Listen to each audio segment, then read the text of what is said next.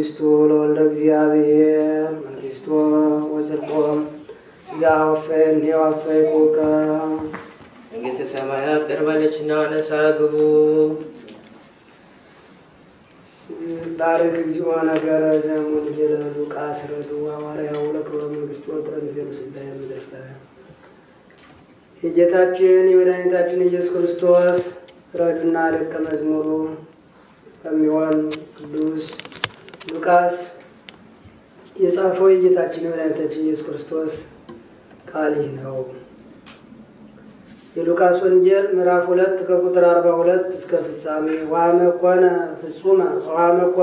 ፍጹመ ወቱ አሰርቱ ወክሌቱ ክረምቱ አርጉ ለበዓል ኢየሩሳሌም ከመያልምዱ በከመ ያለምዱ 12 ዓመት በሞላው ጊዜ እንደ አስለመዱ ወደ ኢየሩሳሌም ለበዓል ወጡ። ስራቸውንም ጨርሰው ተመለሱ።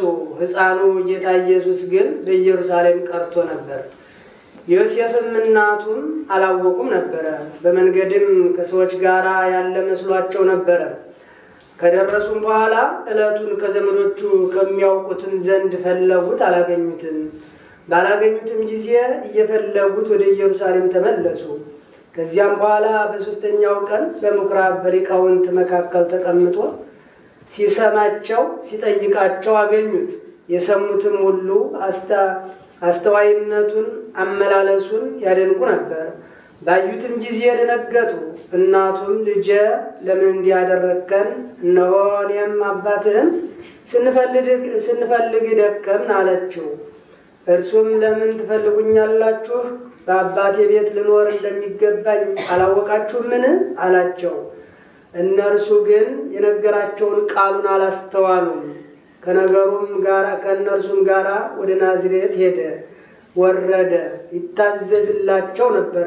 እናቱ ግን ይህን ሁሉ ነገር ታስተውለው በልቡናዋም ታኖረው ነበረ። ጌታ ኢየሱስም በእግዚአብሔር ዘንድ በሰውም ዘንድ በጸጋ በምክር በጥበብ አደገ፣ ጎለመሰ።